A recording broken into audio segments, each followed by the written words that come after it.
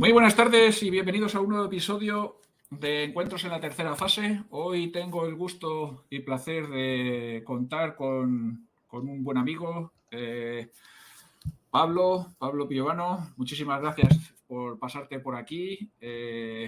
Pablo es MVP de Microsoft en todo lo que es la parte de inteligencia artificial y en breve se nos incorporará un conocido del canal, Bruno, ¿vale? Porque justamente antes tenía un bootcamp allí por Toronto y en breve estará con nosotros para lanzarnos al apasionante mundo del portfolio de soluciones de inteligencia artificial que nos ofrece Microsoft y alguno más.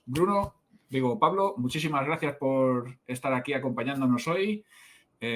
Haz una breve presentación, aunque ya sé que mucha gente te sigue y bueno, pues eres un referente dentro de lo que es la comunidad, pero... Bueno, muchas gracias Alberto por la invitación. Mientras tanto vamos a esperar unos minutos a Brunito. Como tú dices, estaba en el bootcamp en Microsoft Reactor. Y bueno, me presento, soy Pablo Piovano, de Argentina, de una ciudad, un pueblo pequeñito aquí en el interior de Santa Fe. Es la misma provincia donde nació Messi, o está viviendo la familia. Para los que son futboleros pueden tener como referencia. Mal momento has elegido para los españoles. Bueno, sí, sí. Nosotros estamos atentos al viernes a ver qué va a suceder. Pero bueno, sí, el fútbol da esas cuestiones. Y bueno, soy MVP en la categoría de inteligencia artificial en Microsoft. Ya hace un tiempo colaboro con varias comunidades y soy organizador, uno de los organizadores de Azure AI Latam Show, que bueno, con muchos amigos sobre todo de Perú, generamos algunos webinars, charlas, y también estuve con Luis Beltrán y Ivana Tilca y Luis Valencia, haciendo todo lo que era el Global AI Developers Day, Latam Show, que tuvimos a la compañía del Keynote a Seth Juárez. Así que bueno, estamos siempre tratando de aportar en las comunidades y de disfrutar lo que más nos gusta, que es inteligencia artificial, tecnología, y bueno, aquí estamos, acompañándote ahora a ti, Alberto, y disfrutando de este momento. Sí, porque bueno, ya, para los que todavía no sois habituales del canal, hace cosa de más de medio año que lanzamos esta iniciativa, ¿no? Lo que buscamos es juntar a invitados. Sí es cierto que somos cross, no nos ligamos solo a un tipo de tecnología, además no vamos a un sector en concreto, sino que somos apasionados de la tecnología, metodologías, innovación, y es lo que tratamos de poner en liza, ¿no? en este grupo de meetups. Muchísimas gracias, Pablo.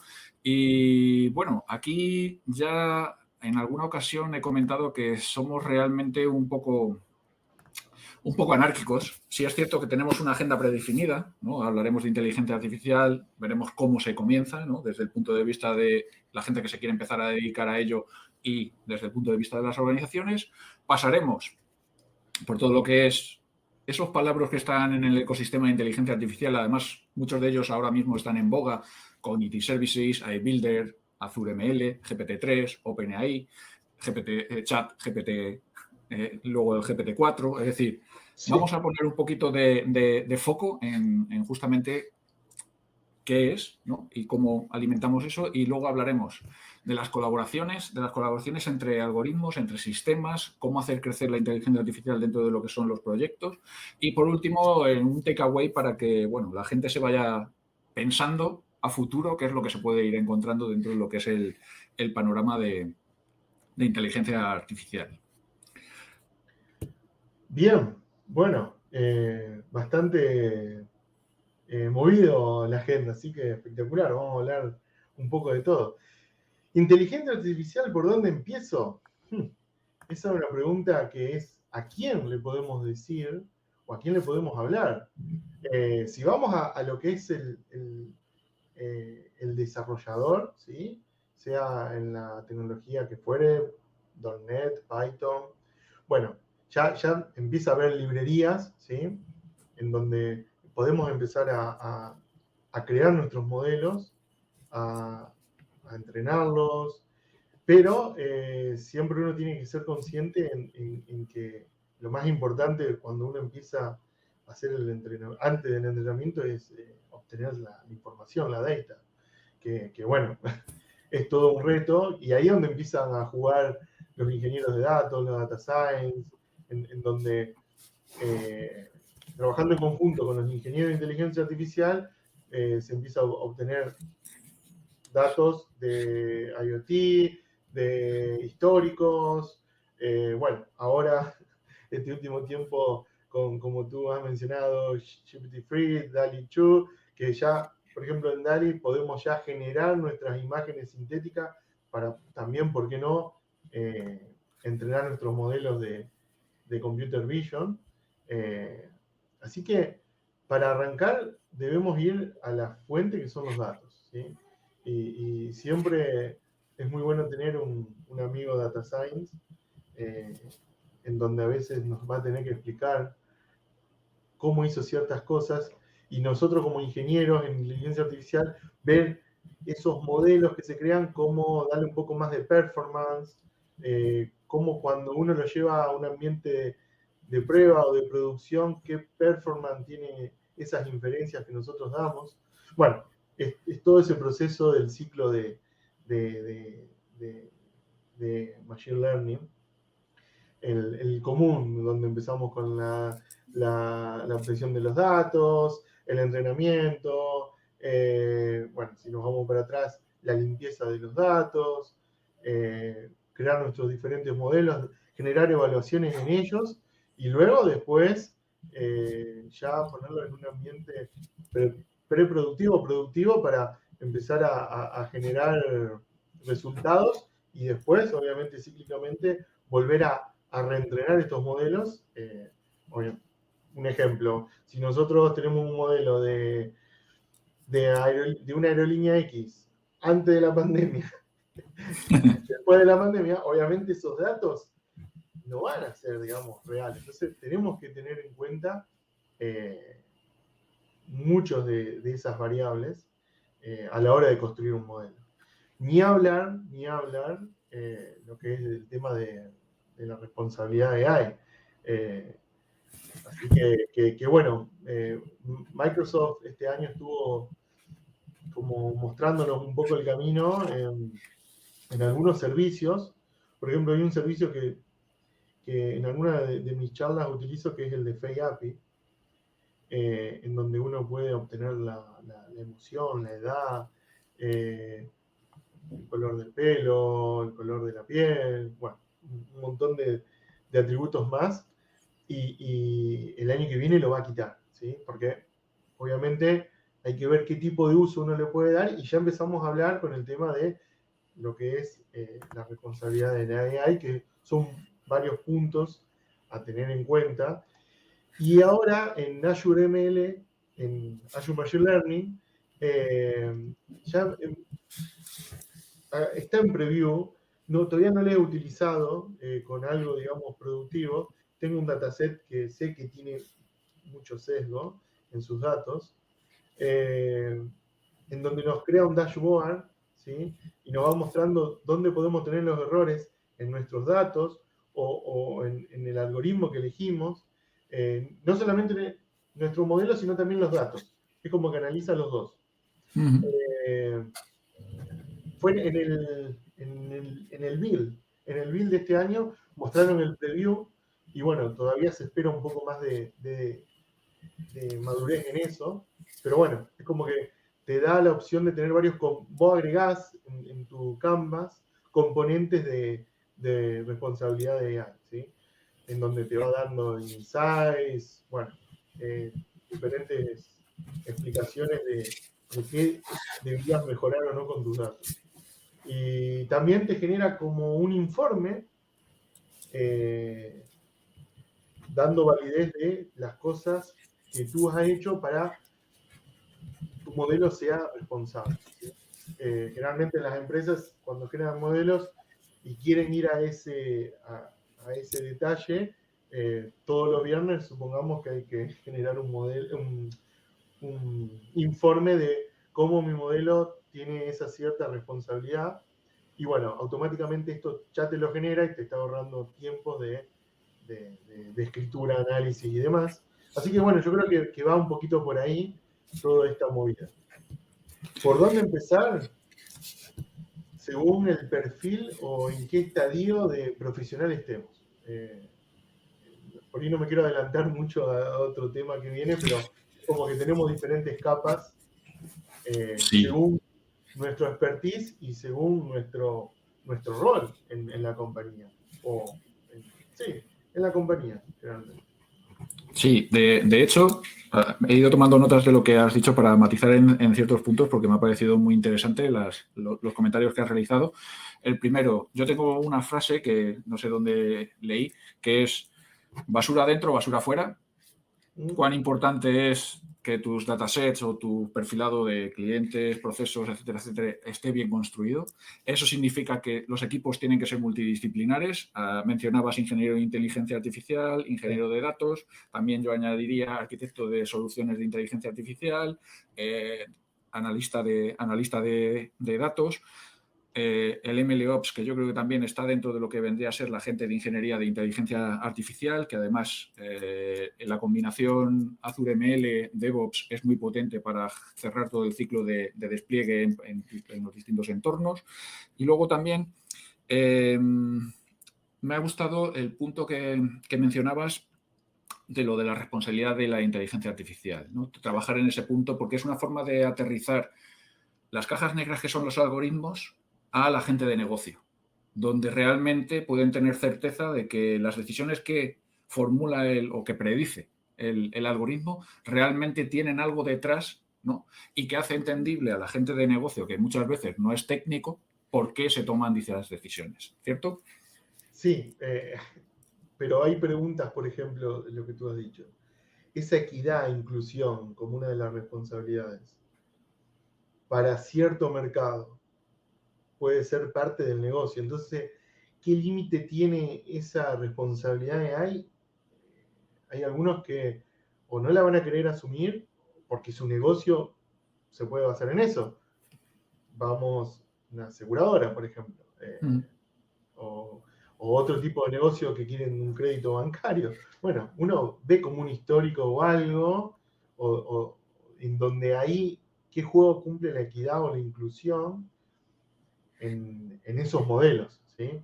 Eso es siempre un debate que por ahí con otros colegas tenemos, porque está bien, mi negocio va por aquí, bien, pero no es equidad eso. Pero bueno, es como que uno tiene que tener cuidado y hay, como tú dices, qué madurez vamos a ir teniendo en el transcurso del tiempo de cómo nuestros modelos van a ir asumiendo estos principios de responsabilidad, que bueno, Sí, es muy importante. sí, sí. De hecho, una de las cosas que yo siempre menciono y que me gusta, por ejemplo, tanto de Azure ML como en las implementaciones en Databricks con MLflow, es la posibilidad que tienes de incorporar todo lo que son los datasets de entrenamiento. Claro. ¿Vale? Bueno, Eh, amigos, ¿Qué hemos tal? empezado ¿Qué sin tal? ti y Perdón, sin perdón problemas. que he No llegado hay tarde. nada. Bueno, estábamos charlando Pablo y yo, estábamos hablando de algo que ya hemos mencionado en más de una ocasión. Bruno, te vuelvo a dar las gracias por acercarte por aquí. Sé que estás tremendamente liado, que además esta semana tienes tu bootcamp y que andabas un poco justo de agenda.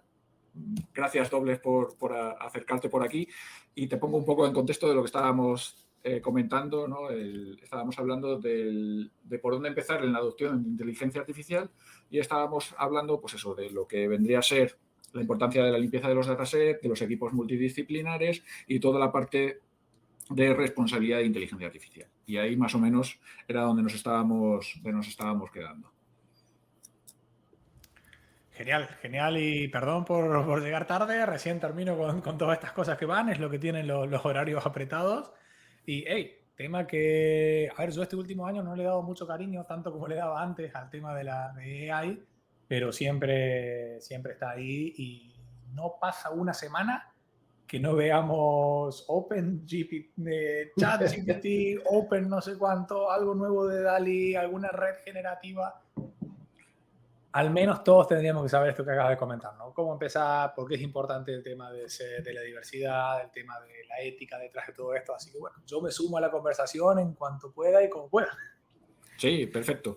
Pues estaba comentando a Pablo la importancia que tiene soluciones como vienen a ser Azure ML o Databricks con la implementación que tiene de MLflow para capturar exactamente los datasets de entrenamiento y meterlo dentro de los artifacts para mañana, si hay una auditoría, que alguien pueda responder y decirle, vale, pues las decisiones del algoritmo han sido porque están sustentadas en la red neuronal que hemos construido, pero además estos son los datasets de entrenamiento con lo que hemos creado este algoritmo. Sí, el algoritmo y por eso aquella predicción, ¿no? Sí. Y bueno, paréntesis. Estamos esperando tu post, Alberto, a ver de cómo buscar esos tips o lugares para aprender para la certificación de Databricks, que la hemos tenido la semana Sí, pasada. sí. Es cierto, la tengo ahí pendiente. Ten por cuenta que es la de ingeniería de datos, ¿vale? Luego tienes la de ciencia de datos y la de analista de datos, ¿vale? O sea que tiene varias, pero sí. Prometo publicarla. Que además sé Bien. que hay bastantes compañeros que andan detrás de ella y es relativamente sencilla. Yo pensaba que iba a ser más dura esta primera, la de Associate, ¿vale? Sí es cierto que llevo tiempo machacándome con Databricks, pero bueno, sí que darle un vistazo a la literatura, bibliografía y demás viene bien. Bien. Una pregunta. ¿Estas certificaciones son del tipo esta que si tienes experiencia con el producto son más fáciles o son de estas donde por más que conozcas el producto van a ser difíciles las certificaciones? Si tienes experiencia con el producto son fáciles porque muchas de ellas son incluso funciones o partes de código, ¿vale? En la Oh, que qué tú bueno. tienes que ver exactamente, sí que tienes a alguien detrás de la cámara, como las de Microsoft, ¿vale? Pero sí que hay implementaciones de código, luego hay algunas partes teóricas de estas de multipreguntas, están todas bien, están todas mal, no sé qué, no sé cuánto, pero sí que hay un poco más de chicha, ¿no? Que algunas luego son colócame las casillas y la secuencia de tal, como esas son las de tipo Microsoft, ¿no? Pero en Databricks es más, si conoces el producto y estás trabajando con él, es fácilmente asumible. Eso es buenísimo. Bueno, Eso es hay buenísimo. un to-do para después ir viendo en el 2023. Bueno, no sé con qué seguir, Alberto, ayúdame Pues si para... queréis, hemos hablado un poco de los perfiles profesionales y qué tareas son de equipos y demás. ¿Cómo le diríais a una empresa tienes que empezar con inteligencia artificial y empezar es sencillo? Ya tiene que empezar.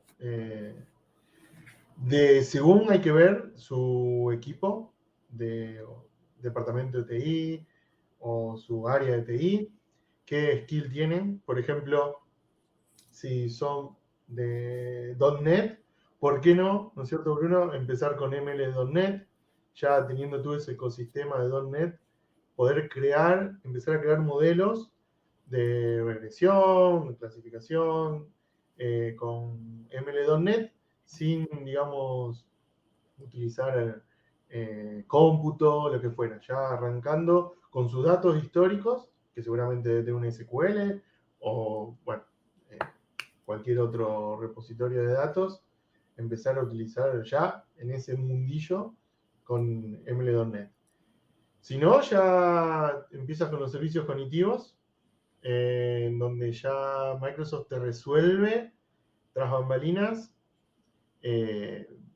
cualquier, digamos, modelo que uno pueda utilizar de visión, speech, language, de decisión. Y si queremos ir un poquito más arriba, nos da servicios utilizando eso, como Azure Phone Recognizer, Cognitive Search, Azure Bot Service, si quieres crear bots. Es como que si vamos al ecosistema, al universo Microsoft, tenés desde todos los niveles por dónde comenzar. De Azure Machine Learning ¿sí? Si ya vas directamente con Data Science, ingeniero de datos, también tienes lo que es AutoML, que se puede decir como low code, no code, a través de esa plataforma de Machine Learning. Y bueno, publicar nuestros modelos para generar, que la compañía empiece a generar inferencias y predicciones. Y si ya, ahí ya hablamos un poco de lo que son desarrolladores, data science.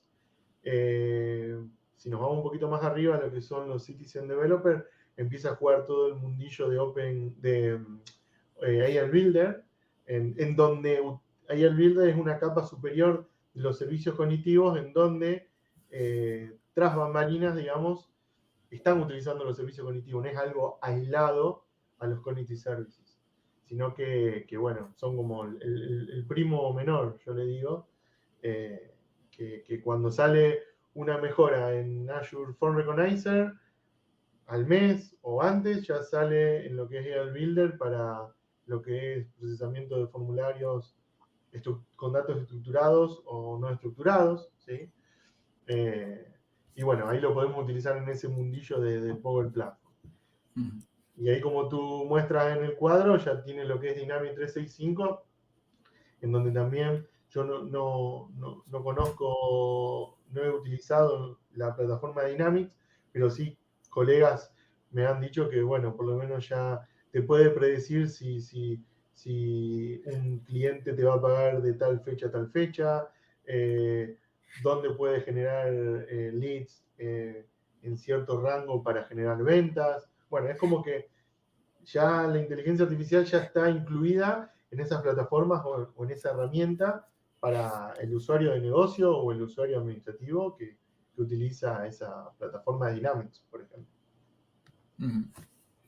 Sí, ahí, a falta de que ahora Bruno nos comente, yo creo que es importante, uno, vencer el miedo a empezar a cacharrear con la inteligencia artificial. Dos, los casos de uso que quieras implementar, tienes muchas estrategias para seguir. Como bien apuntaba Pablo, tienes desde los servicios cognitivos de Azure, uno de los palabras que normalmente utilizamos, hasta el yo me lo guiso, yo me lo como, que sería un Azure ML, donde tú te haces responsable del algoritmo que desarrollas, lo productivizas, lo despliegas como lo quieras desplegar en el Edge, como una API, como un servicio, y la gente lo consume. Es decir, ahí sería un poco cubrir todo el ecosistema, y creo que desde ese punto de vista Microsoft está haciendo un buen trabajo.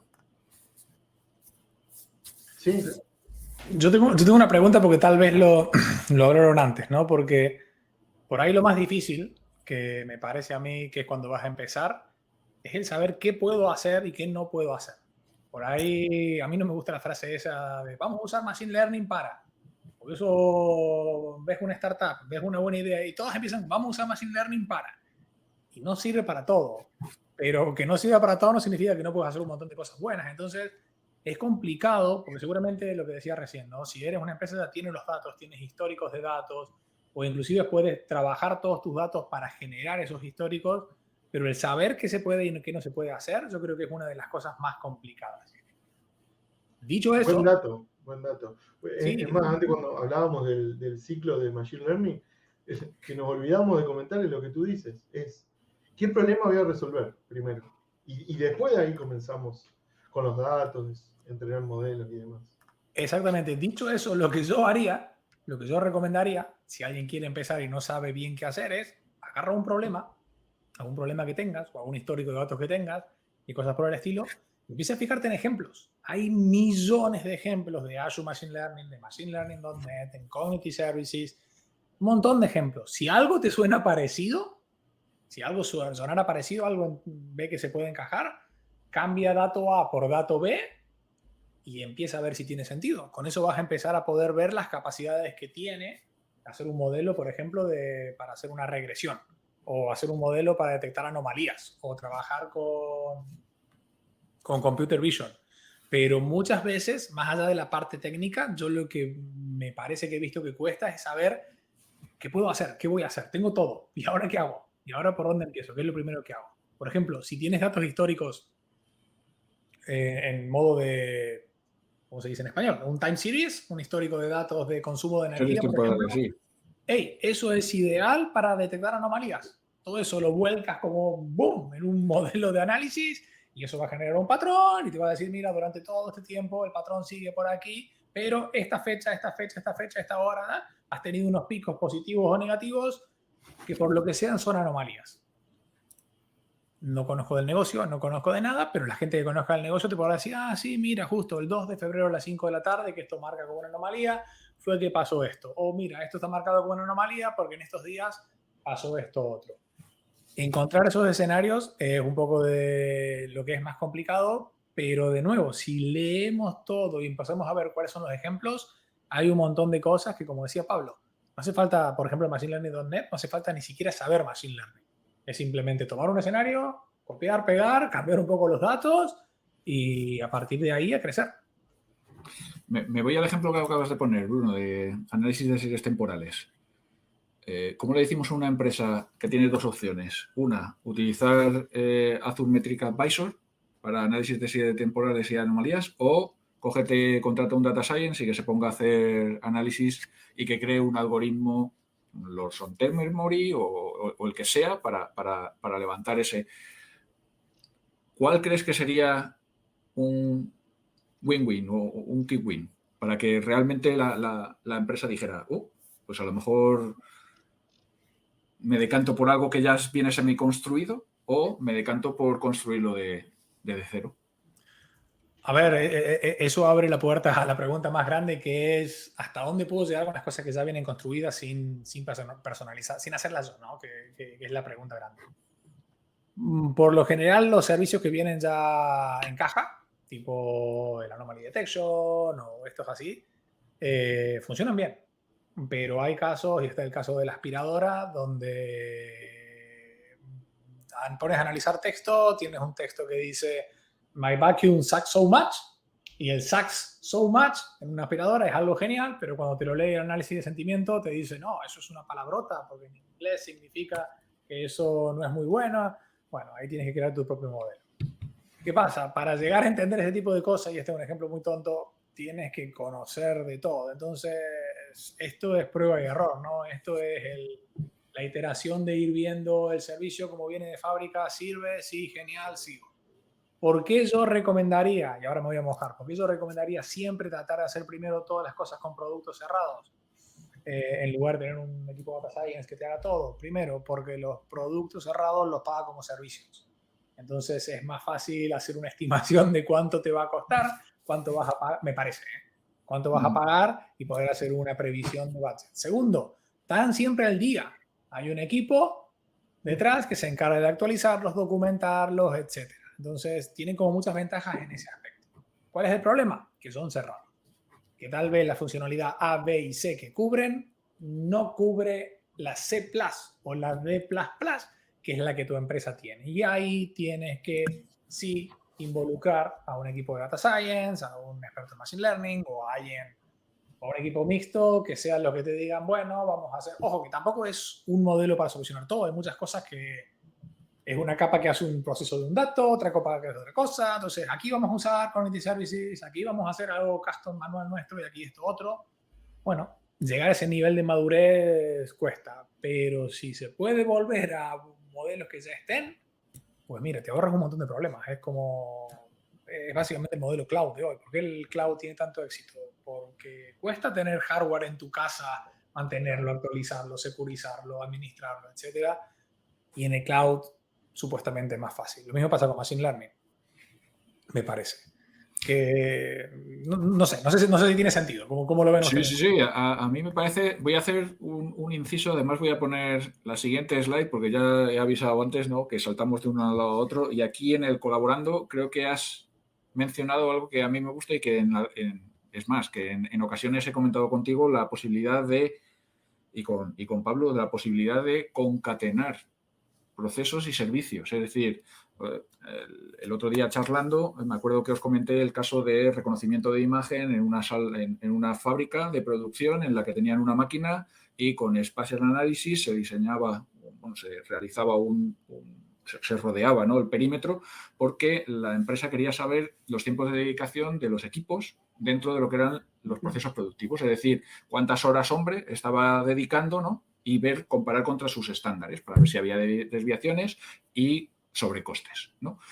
Eso se puede aterrizar con Cognitive Services, pero luego el que ellos querían, que era otro de clasificación, customizado, porque esa empresa lleva una serie de identificadores, vestimenta, para diferenciar managers de gente operario, gente de mantenimiento, etcétera, etcétera, para que hiciera la clasificación de cada una de las personas, de los cómputos de los tiempos que había estado participando cada una de esas personas por la tarifa, porque no es lo mismo la tarifa de un manager que un operario, que una persona de mantenimiento, que el gerente, etcétera, etcétera. Entonces, al final, cuando hablamos de colaboración, no hablamos solo colaboración entre organizaciones, que también, sino que ponerte a colaborar la propia inteligencia artificial. Sí, ese caso cuando los has comentado, Alberto, estaba muy bueno de cómo trataban de resolver. Si nos vamos a los servicios cognitivos, ahí ya se puede utilizar los contenedores y utilizar ya los dispositivos de cámaras. Ahí en la página de Azure Cognitive Services está el de Spatial, en donde te cuenta las personas que entran y salen. Pero claro, falta la otra capa, como decía Bruno, como tú comentabas, de detectar qué persona entra y qué sale. Entonces, como que si empiezas a mezclar o a combinar estos servicios, puede ser un Custom Vision, detectando según la vestimenta qué rango de profesional es, y con este servicio de Spatial puedes contar y también puedes detectar. Es como que no, por ahí no hace falta tener un equipo de ingenieros de inteligencia artificial, sino ya consumiendo estos servicios y desplegarlos en estos dispositivos IoT por contenedores. Y luego tengo el segundo apunte, que me voy a emporzoñar un poco. Nosotros tenemos los Cognitive Services, estamos hablando de ellos, análisis de sentimiento, generación, bueno, para generar leads, ¿no? Ver dónde podemos atacar, luego para sacar todas las insights de los textos, ¿vale? Pongamos por caso que yo tengo un CRM y quiero implementar eso, ¿vale? Pero yo ya tengo una solución encapsulada en un Dynamics que se puede poner sin necesidad ni tan siquiera de hacer uso de los Cognitive Services. Es decir, muchas veces cuando una organización se quiere hacer, ¿no? Empezar a meterse y remangarse en la inteligencia artificial, sería muy bueno que se conociera el portfolio, ¿no?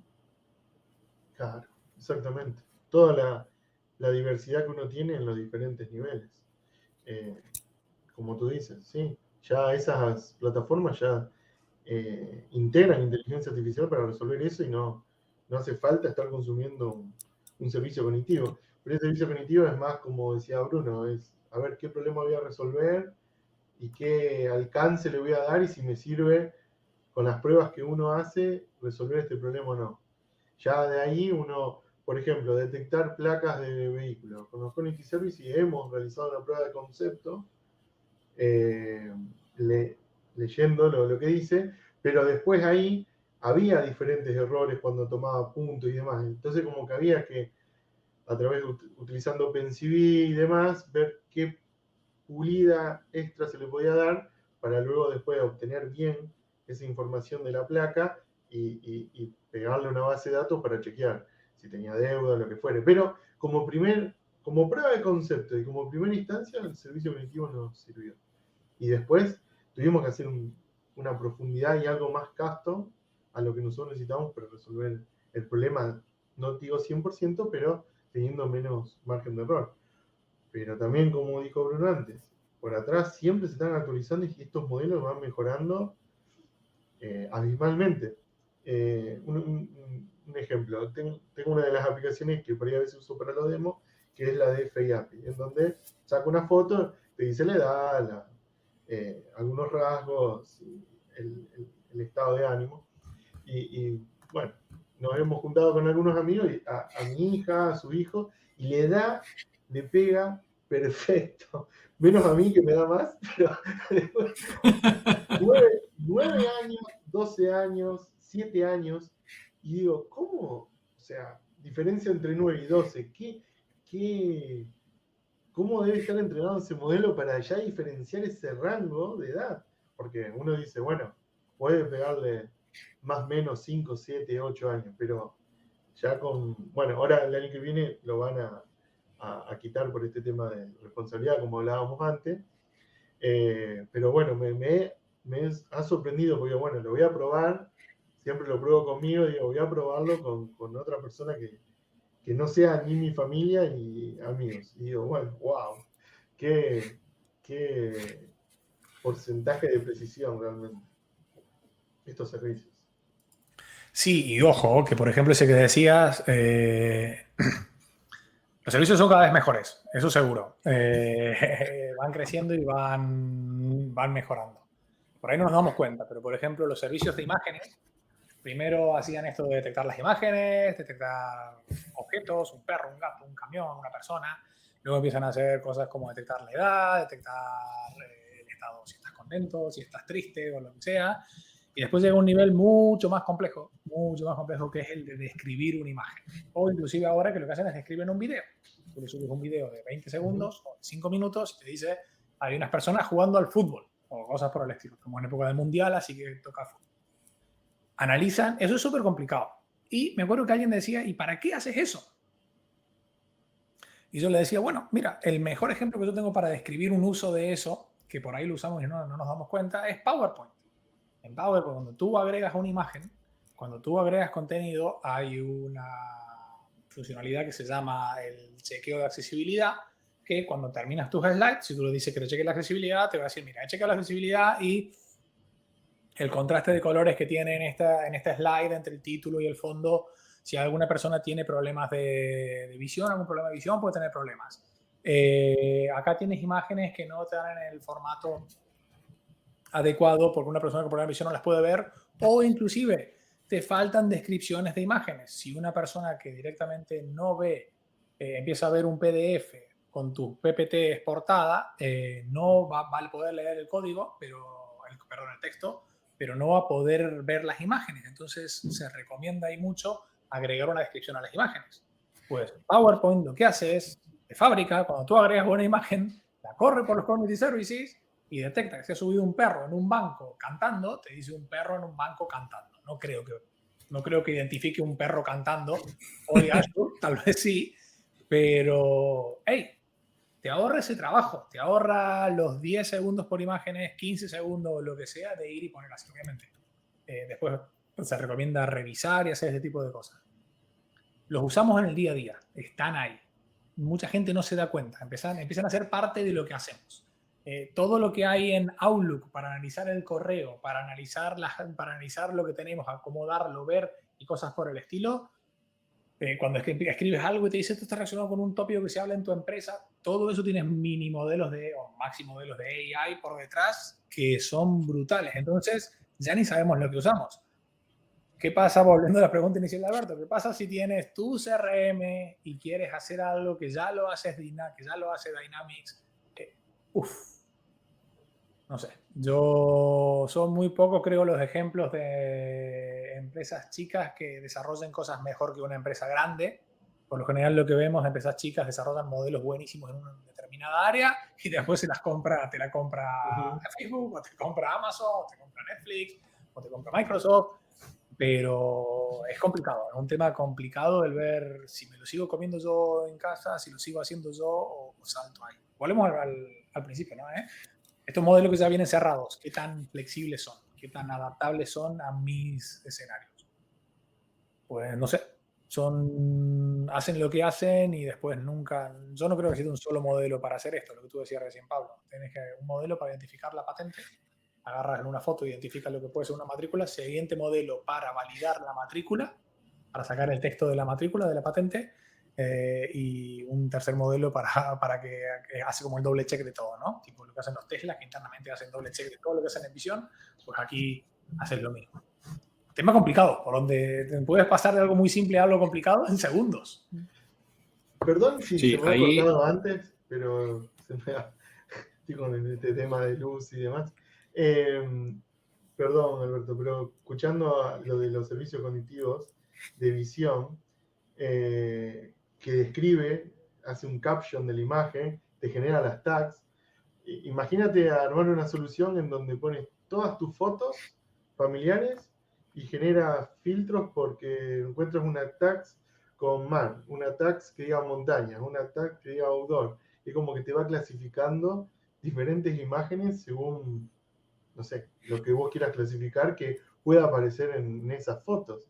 Es como que también la imaginación no tiene límites en cómo queremos implementar estas soluciones, estos servicios cognitivos.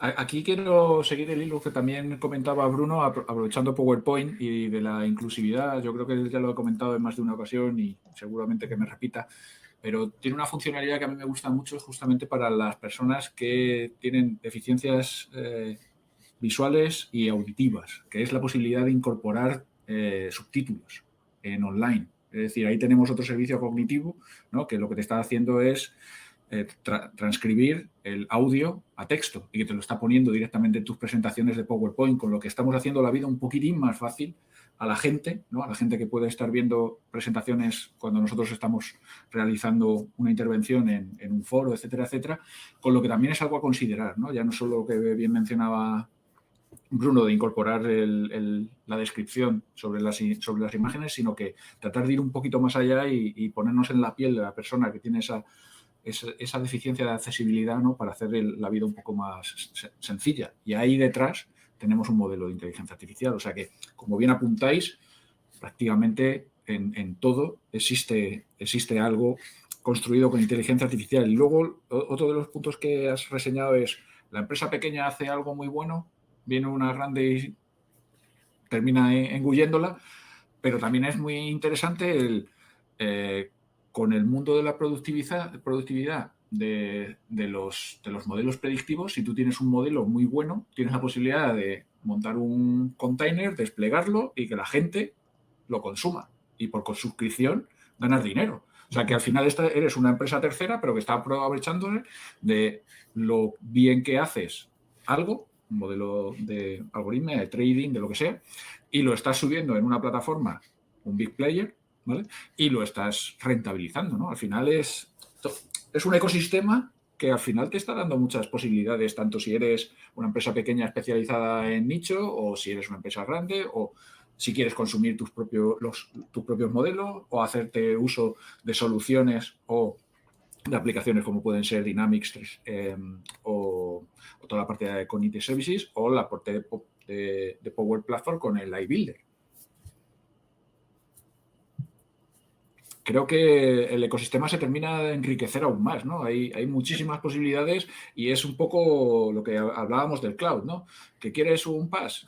Ya, pues lo levantas y lo consumes. ¿Que quieres hacerte cargo de las máquinas virtuales? Bueno, pues te las levantas como tú quieras y luego sabes que tienes que dedicarle un tiempo, ¿no? De mantenimiento. Pues al final es un poco eso, el puzzle, que cada uno se monte su puzzle a deseo. Sí, y hey, mira, si buscan Cat as a Service, como el nombre lo indica, es un endpoint en la nube que tú le pides y te da gatitos. ¿Por qué? No sé, porque todo el mundo quiere un gatito, ¿verdad? Fotos de gatitos siempre bien. Las fotos de gatitos siempre bien, ¿no? Nadie va a decir nada malo de los gatitos. Y explícame cuál es el modelo de negocio detrás de Cat as a Service. No lo sé, pero ahí está. Servicio en la nube que te da fotos de gatitos. También está Dog as a Service y estos tienen un par más, ¿eh? Yo creo que es un poco lo que tú decías recién. Es alguien que se puso, hizo un par de pruebas, hizo un par de tonterías súper simples, súper fáciles. Y como es tan fácil después montar esto, ponerlo en el cloud y que escale, pues mira, ahí está. Que lo usas más y cobras más, pues usas más cloud, pagas más cloud, pero hay un margen ahí de ganancia que te lo puedes quedar para ti. El tema está en cuánto tiempo inviertes en crear estos modelos, de dónde sacas los datos, que es tal vez la parte más importante, el acceso a esos datos.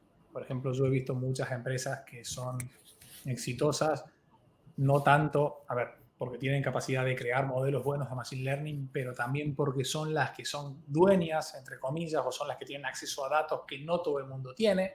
Entonces, claro, eso vale y vale muchísimo. Ahí es donde llega una parte importante, que es el tema de qué es la info, ¿Por qué no es la info? ¿Qué hace Facebook con la cantidad de millones de fotos que tiene, que sube la gente y taguea? Pues mira, tienen todo eso a su disposición que otra gente no lo tiene. Hay muchos temas para... Salvo que vayas con una buena cartera y le digas al amigo Zuckerberg que, oye, como este taco.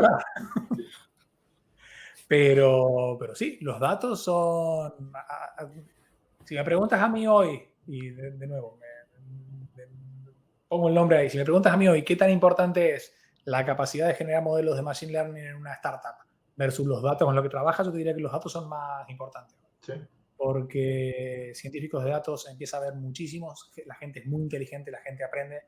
El acceso a datos, depende de dónde estés, es más complicado. Justamente eso va también redunda en la parte de colaborando que es Gerundio. Es decir, a mí hay una parte que me llama mucho la atención por la capacidad y potencial que tiene, que es los datos sanitarios, ¿vale? Hay muchísimo campo, pero nos topamos con pues las reticencias de son datos muy personales, muy sensibles, etcétera, etcétera, pero realmente el potencial que hubiera en caso de que la explotación fuera benévola, ¿no? Que nadie quisiera utilizarlos, para construir cosas raras y tal, creo que las posibilidades de colaboración y de evolución dentro de lo que es ese ecosistema de la salud sería bestial. Sí.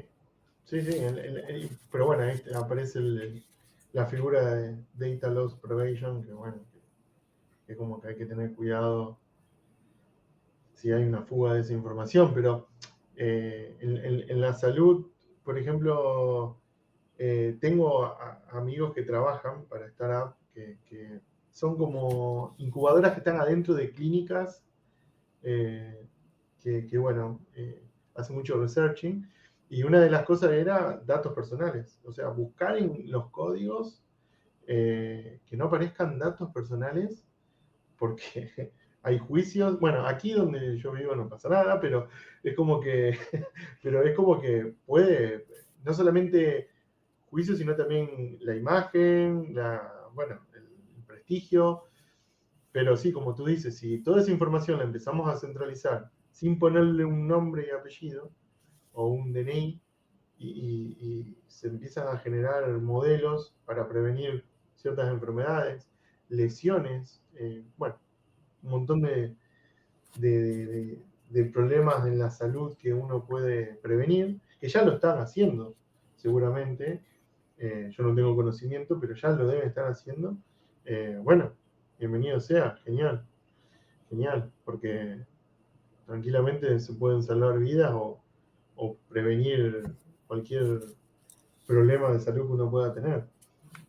Sí, mira, un caso rápido que no es demasiado complicado, que es en clínicas de embriología utilizan reconocimiento de imagen para saber cuántos óvulos son viables. Es decir, al final eso es un beneficio para la persona para la mujer que se quiere quedar embarazada, ¿no? Con embarazo asistido, y también para la clínica, porque al final, si le está avisando la inteligencia artificial de que no van a proliferar embriones, pues se focaliza en los que tienen posibilidad de llegar a término, ¿no? Entonces, todo eso, al final, son pequeñas aplicaciones, ¿no? Muchas veces, se comenta también, ¿no? Diagnósticos de dermatología, ¿no? De posibles cánceres de piel, etcétera, etcétera. O sea que hay un campo tremendo de cara a la explotación de los datos sanitarios, ¿no? Que realmente, pues ahí qué haría falta, que los gobiernos se pusieran realmente interesados en la explotación de la información, los big players, las grandes compañías. Pero luego, claro, también subyace por detrás, ¿no? Todo lo que viene a ser la desconfianza, ¿no? Es un melón interesante. ¿Quién ha estado probando ChatGPT? ¿Bruno? ¿Qué cosa? ¿Si han estado utilizando el chat de OpenAI? Yo lo probé un poco y me voló la cabeza. Porque había visto muchos comentarios de cosas. A ver, pero antes que lleguemos antes que veamos la pregunta de Joe. Con respecto al tema de la anonimización de datos y ese tipo de cosas. A mí un ejemplo que me gusta mostrar, y aparte porque me toca de cerca, y ahora lo veo y cada vez veo más, es cómo trabajamos juntos, ¿no? Cómo la gente trabaja juntos. En las empresas sueles tener el organigrama, donde el CEO y todo, y bueno, eso sirve para alcanzar. Ahora, en empresas digitales, que trabajamos usando, en mi caso, más que nada utilizando Teams y todo el paquete de Microsoft 365, de Office 365, hay un montón de colaboración vía emails, vía chat, vía documentos compartidos, etcétera. Toda esa info queda guardada. Toda esa info queda guardada en un gráfico que se llama, en un grafo que se llama, y se puede analizar. Se puede analizar a lo bestia, se puede analizar a nivel brutal, como para decir, mira, en esta organización el 30% de las reuniones que la gente agenda no sirven para nada. O en esta organización se agendan reuniones de 50 minutos y se cortan a los 20. Hay un montón de info que se puede analizar, se puede aplicar modelos de predicciones, de regresión, etcétera, para analizar esa info. ¿Qué pasa? Estás analizando info de personas. Estás viendo cómo Bruno trabaja con Pablo y con Alberto.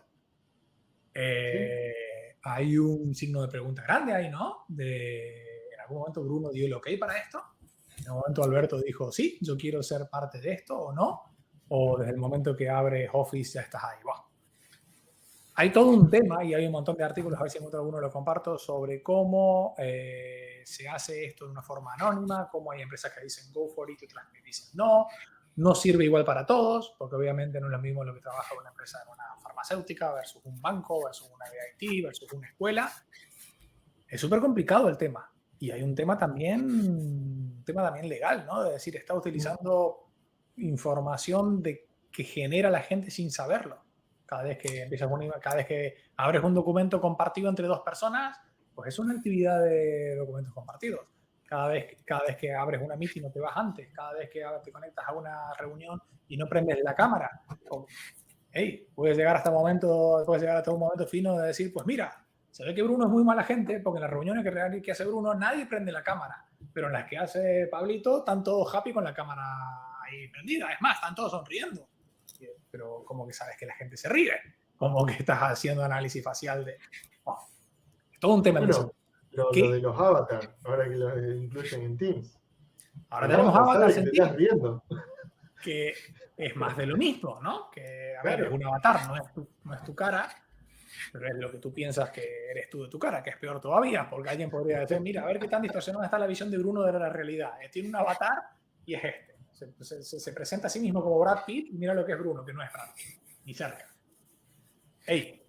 Todos son temas súper interesantes para tratar, pero que tienen una ventaja después, porque si lo ves como decías tú, Alberto, al principio, en el tema de las ventajas de los escenarios, a todas las organizaciones les gustaría poder decir, no organicen reuniones de 1 hora que están bloqueando los calendarios, están arruinándole la vida a la gente si todo lo solucionamos en 20 minutos. No hagan ABCs que no tiene sentido. Hemos visto que lo mejor es hacer D, E y F. Entonces, pero claro, son cosas que tienes que trabajar con datos. El tema sanidad creo que hoy por hoy, sanidad y militares son los más complicados. Sí.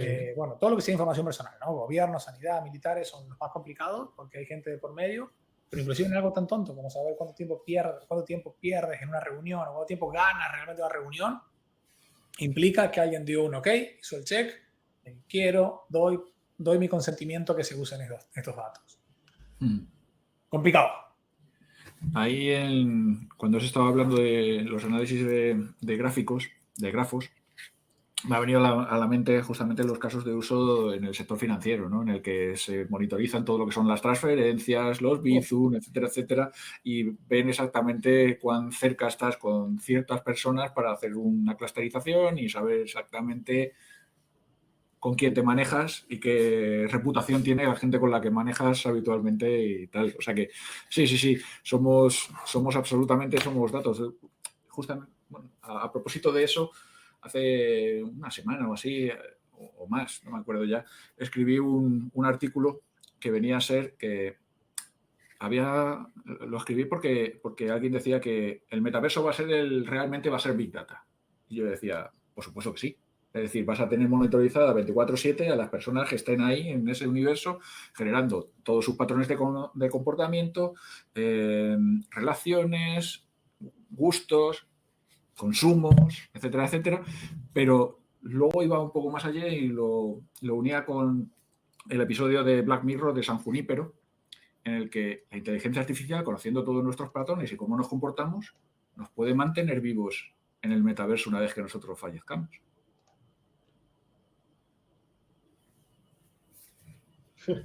Bueno, eso que se puede hacer hoy, que es analizar, crear modelos de voz en base a audios viejos y generar la voz y puedes escuchar lo que dijo, no sé, Las caras. se mueve Bruno y puedes decir, bueno, mira, Bruno sigue haciendo el podcast. O que tenemos a ChatGPT que genera contenido parecido a las tonterías que decía y tenemos un modelo de voz que habla con la tonada fea que tiene. Y ahí sigue. Sí. Actores ya han dado su voz, su imagen para la creación de películas. Bruce Willis, el actor... Eso no sé hasta dónde era cierto, ¿no? O era un fake, eso que dijo que Bruce Willis era el primer actor que había firmado.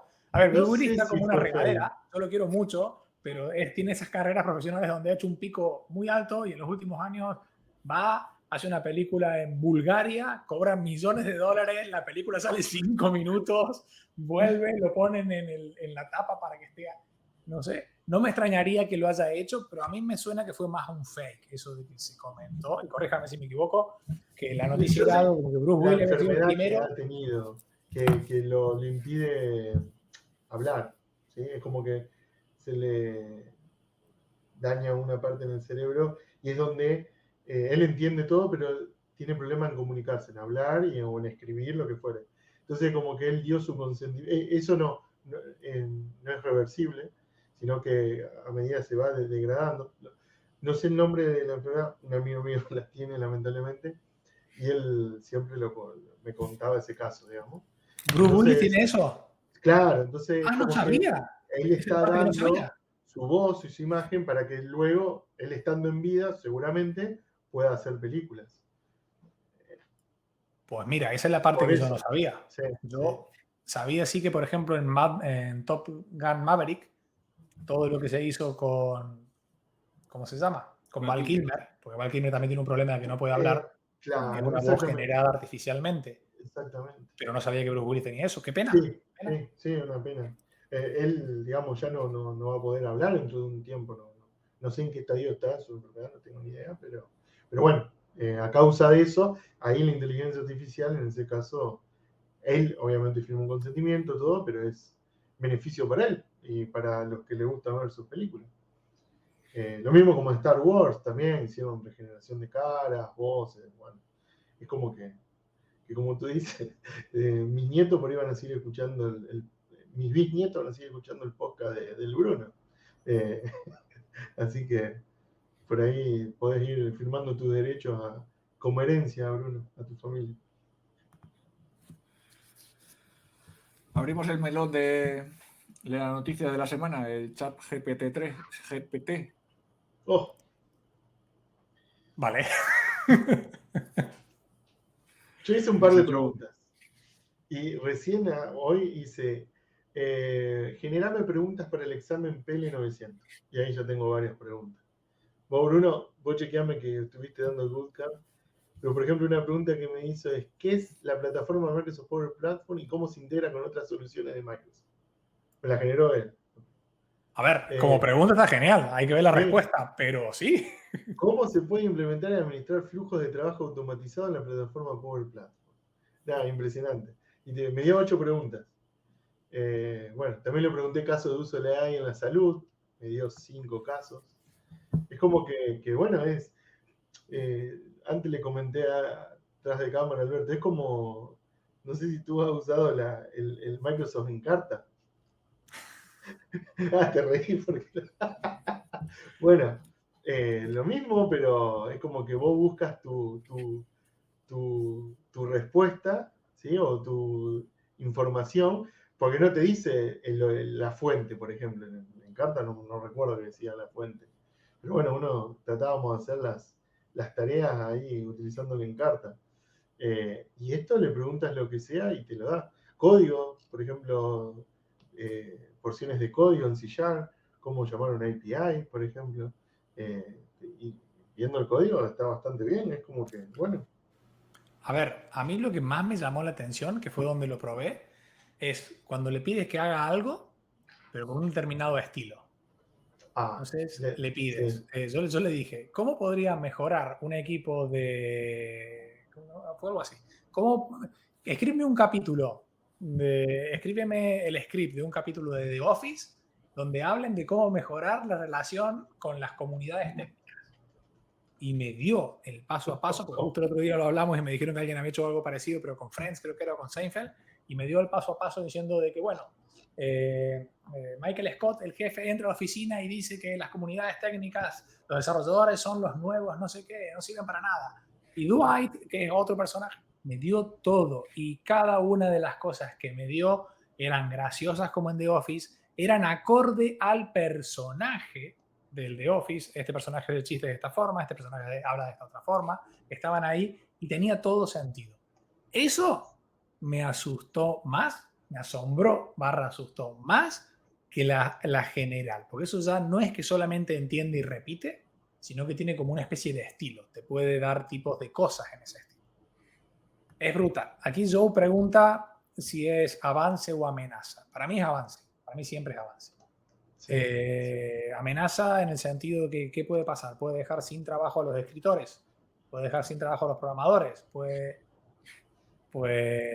sí, un montón de cosas también, sí, pero no va a ser ni hoy ni mañana, sino que yo creo que es todo un camino donde se van a empezar a concatenar cosas, se van a empezar a solapar cosas para que trabajemos de forma diferente, para que colaboremos de forma diferente y para que hagamos más cosas de forma diferente.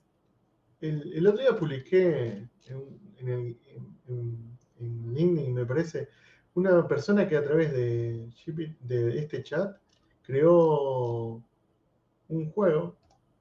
Lo perdí el link. Pero creó un juego, un quiz de preguntas de historia en JavaScript, con CSS. Él iba pidiendo cómo quería que se haga el HTML y demás, y se le iba dando. Él iba encajando ese código y hasta las mismas preguntas se las generó. Y es open source porque vos podés colaborar en ese código, en ese repositorio. Y bueno, aquí tengo creo que en el chat privado. Y lo creo con este chat en React, creo que está hecho en React. Y bueno, lo fue armando con cómo le iba pidiendo código y creó el proyecto. Después también he probado, si le pides dame chistes con tal cosa, es como que no tiene filtro, digamos, puede ser racista, puede ser machista o lo que fuere, digamos, es como que ahora está en preview y bueno, úsenlo y no hay creo que no hay ninguna restricción, más sabiendo que los datos son de junio del 2021. Después de ahí, por ejemplo, no sé si a alguien le pregunta algo actual, creo que no tiene referencias a buscar en datos en la web, sino que ya se entrenó con X datos hasta esa fecha y utilizará su imaginación. También te da preguntas erróneas, te inventa, digamos, es como que, bueno, uno tiene que tener cuidado, pero bueno, es un primer paso a como le decía Alberto, ¿por qué no hacer una versión nueva de Cortana teniendo como un asistente y te pones a preguntarle cosas o a hablar y te ahorras el tiempo de entrar a Google en algunos casos? Tengo una pregunta aquí buena. Vosotros no sé si estáis al tanto del mono que se hizo una foto, un selfie, y al final los derechos de autor cayeron sobre el mono. Un mono muy simpático, tal. ¿Aquí quién tiene los derechos de autor? ¿El que pregunta al chat o la respuesta del chat y por ende el propio chat? ¿O el desarrollador del algoritmo? ¿O la compañía que lo pone en uso? El que le dice qué hacer es una persona. Después, la creatividad, o no sé cómo llamarlo, pero es como que la primera creatividad, el punto de inicio, empieza desde la persona. Después, esta herramienta te generará el contenido. Pero bueno, Son temas filosóficos que hay donde un artista, bueno, si es arte, no es arte, si es matemático o es arte, empiezan a haber esos debates. Pero una persona le tiene que decir qué es lo que quiere obtener, digamos. Como Bruno le especificó qué es lo que quería para devolverle ese resultado. Pero bueno, si Bruno no escribía nada, ese resultado nunca iba a existir, supuestamente. Sí, el tema está también en que con qué se ha entrenado esto, de dónde se ha entrenado, de dónde sale. Volvemos a hablar un poco de la importancia de los datos, la importancia de qué tan sesgados, qué tanto sesgo, qué tanto bias hay de esos datos, el tema de entender. Si yo le hago una pregunta y me da una respuesta que no es válida, ¿por qué no es válida? Hoy GPT Chat tiene el thumbs up y el thumbs down, ¿no? Tú le preguntas algo y en base a lo que te responde, tú le puedes decir, sí, me parece una buena respuesta o no, no me parece una buena respuesta. Pero también eso es súper subjetivo. Lo que me parece bien a mí te puede parecer mal a ti. O le puedo dar todo yo a que está bien porque soy un fan, de todo y no pienso y le soy un fan y le doy todo bien. O también soy un negacionista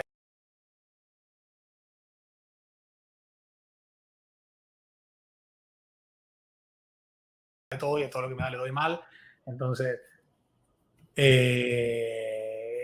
es complicado. El tema de propiedad intelectual yo creo que, y no soy un experto ahí, va a cambiar mucho en los próximos años. Entre Copilot, OpenGPT, el tema de las imágenes generadas con todo, con Dalí y con todos los generadores de imágenes nuevas.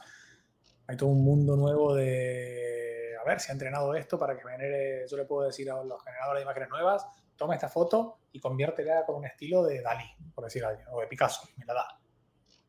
Tengo que ir a la familia ahí de Picasso en Cadaqués, no sé de dónde, no me acuerdo de dónde era, si era Picasso de Cadaqués o dónde ahí cerca de Barcelona, y pagarle un royalty. ¿O es algo que ya es tan popular que o le tengo que pagar un royalty al que hizo el algoritmo que entiende cómo esa imagen puede ser transformada o al que hizo el algoritmo de Machine Learning que... Tricky, ¿no? Si ahora mismo eso lo conectas, si empiezas a hacer NFTs a saco y los publicas y encima te los compran, pues ya tenemos ahí, mira, tenemos que montar una startup. Tal cual. Sin ir más lejos, ya hay gente que está haciéndole juicio a estas grandes, incluido donde trabajo yo, por este tipo de cosas. Y puedes tener tu opinión personal al respecto, pero muchas veces yo creo que lo que huelen es sangre. Literalmente. Entonces, no sé, yo creo que el tema legal en todo esto, tenemos que poner un check hoy y decir, hablemos de esto en diciembre del 2023 y en diciembre del 2024, a ver qué ha pasado. Mira, ahí Joe dice que es muy bueno lo del selfie. Sí, lo del mono es buenísimo. Sí. No sé si lo conocíais, pero además hubo bastante trifulca con respecto a eso, porque claro, el fotógrafo decía que era su cámara, que la había puesto ahí, etcétera, pero había sido el mono que se había disparado el mono hizo clic, alguien sí, hace clic, claro, sí. Y sale súper gracioso, ¿no? La verdad es que la foto lo petó en ese momento. A ver, está el caso, yo me acuerdo cuando salió esto del mono que había ejemplos que no tenían sentido, pero tenían sentido. Como alguien decía, si yo voy conduciendo un coche y por un error mío choco y mato un perro, yo soy el culpable. Casi nadie duda que el conductor es el culpable. Pero ¿por qué también no le voy a hacer un juicio a la empresa que hizo el coche por no darle más seguridad al coche? ¿O por qué la empresa que está a cargo de los frenos, de la conducción? Hey, puedes abrir esto hasta donde quieras. Es como la gente esa que le hizo un juicio hace mucho tiempo ya en Estados Unidos, por eso en Estados Unidos las etiquetas son muy graciosas de las cosas. Alguien que se compró un coche con... no era cruise control, era con conductor automático, piloto automático creo que decía. Se compró una autocaravana, se lo puso en la ruta, puso a manejar, se levantó y se fue a cocinar un café. Obviamente eso hizo ¡pum! Y él dice, acá decía piloto automático. Esto significa que hay un piloto automático. Y hizo un juicio y hasta donde entiendo fue algo que cambió la forma en la que se redactaban los manuales. Porque, no sé, el tema legal del que yo no sé nada y salvo que tenga muchas ganas o me haga mucha fuerza no voy a aprender mucho, es algo que deberíamos rever cada tanto porque va a cambiar y mucho. Sí, justamente, bueno, Pablo a lo mejor no lo sabe, soy farmacéutico de profesión, estuve ejerciendo hace mucho tiempo y me llama la atención justamente eso, porque una de las problemáticas que teníamos para hacer los estuchados de los medicamentos era el prospecto, porque era como una sábana. Tenías que poner tanto texto de contraindicaciones, de bla, bla, bla, todos los efectos adversos que podía tal, porque si a una persona se lo empezaba a tomar y le salía pelo, me lo podía recomendar, pero al final era algo que no estaba ahí y podía ser susceptible de una demanda, ¿no? Entonces, al final, es complicado manejar toda esa parte del aspecto legal, realmente es difícil y a futuro yo creo que va a haber movidillas en respecto a qué cosas, a qué países y quién legisle y cómo se trate todos estos supuestos, ¿no? que estamos mencionando, estos y los que todavía tienen que llegar. Sí, sí, eso está todo en desarrollo. El otro día escuchaba un ejemplo de acoso en el metaverso. Entonces, bueno, ¿qué legislación hay ahí? Es como que todo eso se va a tener que ir reviendo, o como dice Bruno, bueno, un auto que maneja solo, perfecto. Firma aquí que tú te haces responsable del buen uso de este auto. O lo que fuere, es como que va a haber, bueno, más trabajo para los abogados. O por ahí se crea un modelo donde ya te hacen los contratos. Le pones ciertas especificaciones y te dan un contrato GPT free, así que, bueno, en aquel tiempo va a ser 5 o 6, anda a saber qué número será. Ya hay empresas que lo que se dedican es a ayudarte a definir el texto correcto para pedirle una imagen a Dalí y que te devuelva la imagen que tú quieres. Porque tú a Dalí le puedes pedir cosas, pero hay una serie de reglas donde, dependiendo cómo lo pidas, en el orden que lo pidas y determinadas palabras, lo que obtienes es mejor o peor. Y ya es impresionante, pero ya hay empresas que su modelo de negocio es ayudarte a generar el texto correcto para que cuando le pides a uno de estos generadores de imágenes lo que tú quieres, te dé el mejor resultado posible. Ya un nuevo puesto de trabajo. Un nuevo puesto de trabajo. Claro.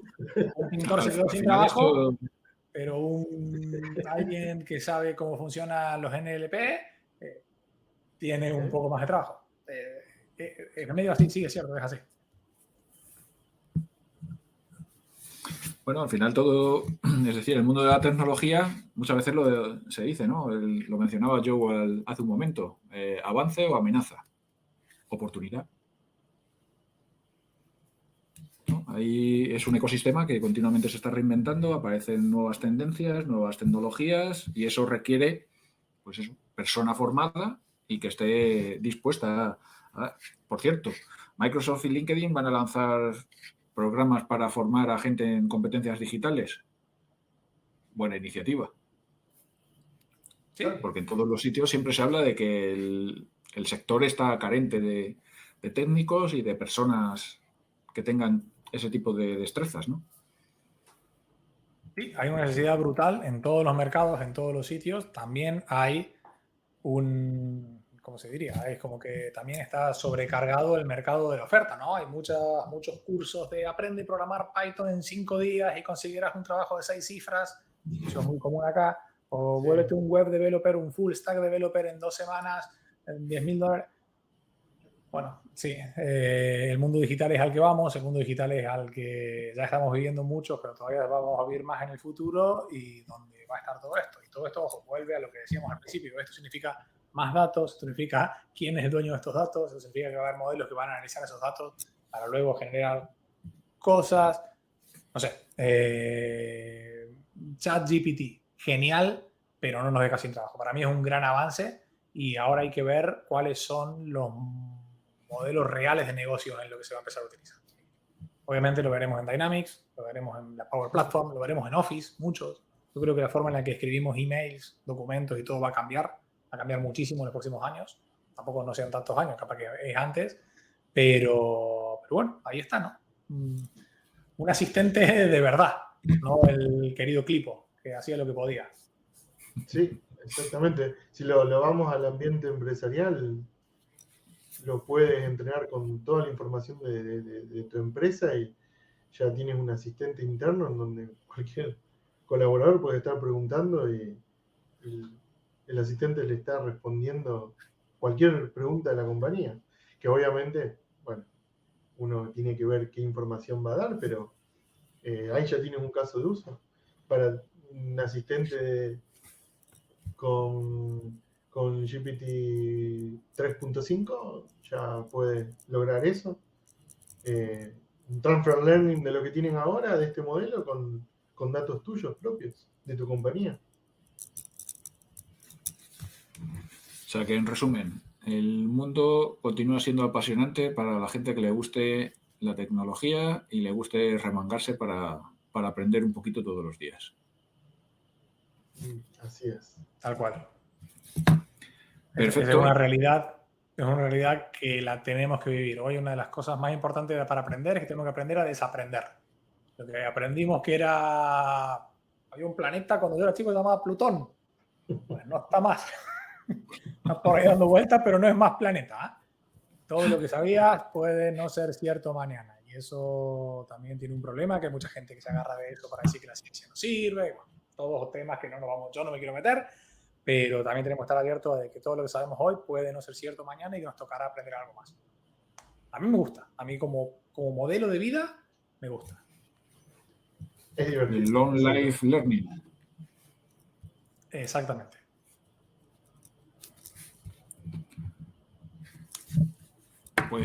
Pues yo creo que podemos dar el episodio por finalizado. Sabéis que me quedaría aquí charlando un rato más. Hemos pasado de la hora. Es normal, ¿no? Aquí siempre que nos ponemos a charlar y podríamos estar bastante más rato. Daros de nuevo las gracias, Pablo, Bruno. Encantado de teneros por aquí. Seguramente a mitad de año volvemos a repetir, o sea que ir dándole vueltas para ver sobre qué hablamos. Ya ha dicho Bruno que de legal no, por favor, pero seguro que habrá otra oportunidad, cualquier otro chance. Y bueno, pues simplemente daros las gracias a todos los que habéis atendido al directo, saber que pronto estará disponible también en nuestro canal de YouTube y animaros a que os suscribáis, a que sigáis pendientes de todo eso que vamos publicando, porque bueno, la intención detrás de todo esto es construir comunidad y tener a invitados de lujo como el día de hoy, con Pablo, con Bruno. Muchísimas gracias y seguimos adelante. Un saludo y gracias a todos los que estáis por ahí. Un fuerte abrazo. Adiós. Adiós. Chau, chau.